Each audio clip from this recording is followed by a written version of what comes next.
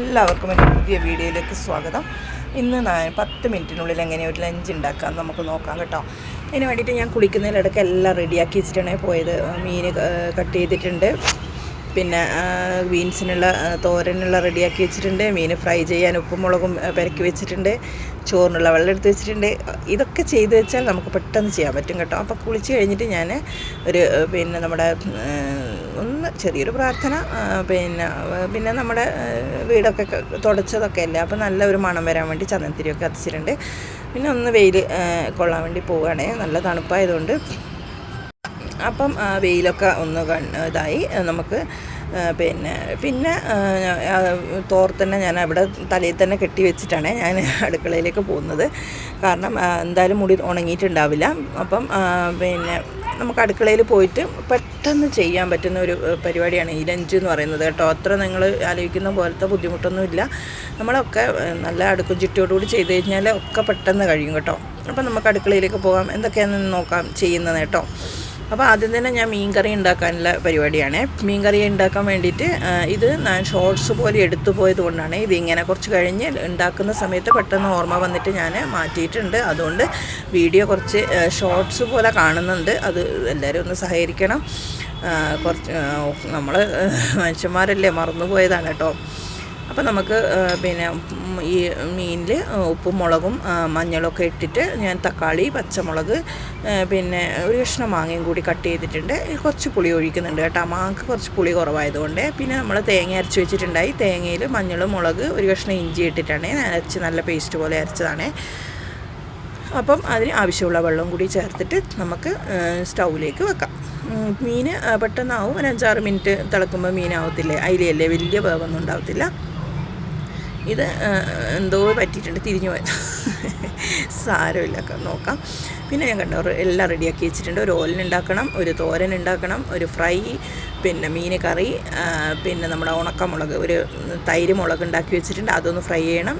ചോറ് ഞാൻ വെക്കാൻ വേണ്ടിയിട്ട് വെള്ളം എടുത്തു വെച്ചിട്ടുണ്ട്.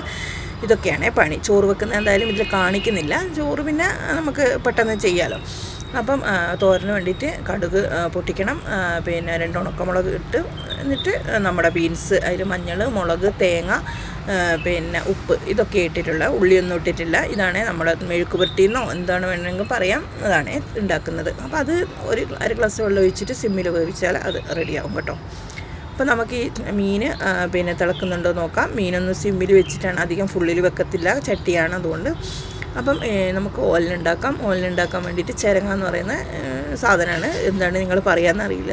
അതിൽ ഉപ്പും മുളകും 2 പച്ചമുളക് ഇട്ടിട്ട് അതൊന്ന് ഒരു ഫുള്ള് തീയിലൊരു വിസിലും, പിന്നെ ഒരു സിമ്മിലാക്കിയിട്ടൊരു വിസിലും മതി കേട്ടോ.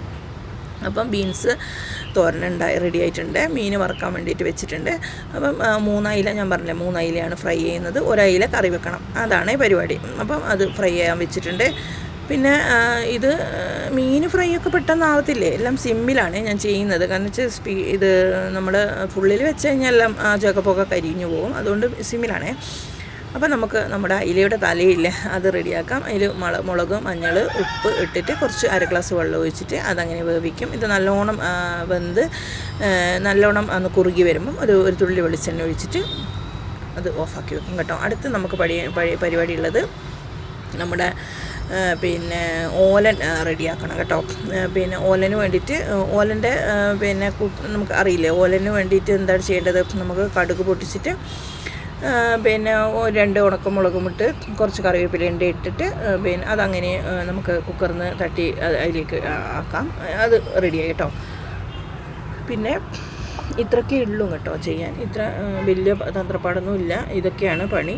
പിന്നെ മീൻ ഒന്ന് തിരിച്ചിടാൻ വേണ്ടിയിട്ട് ഞാനൊന്ന് 1 മിനിറ്റ് ഞാനൊന്ന് ഓഫാക്കി വെച്ചിട്ടുണ്ടായേ, എന്നാൽ പെട്ടെന്ന് കിട്ടുമല്ലോ. അപ്പോൾ നിങ്ങൾ ആദ്യമായിട്ടാണ് എൻ്റെ വീഡിയോ കാണുന്നുണ്ടെങ്കിൽ ഒന്ന് ലൈക്കും ഷെയറും സബ്സ്ക്രൈബൊക്കെ ചെയ്യാൻ മറക്കരുത് കേട്ടോ.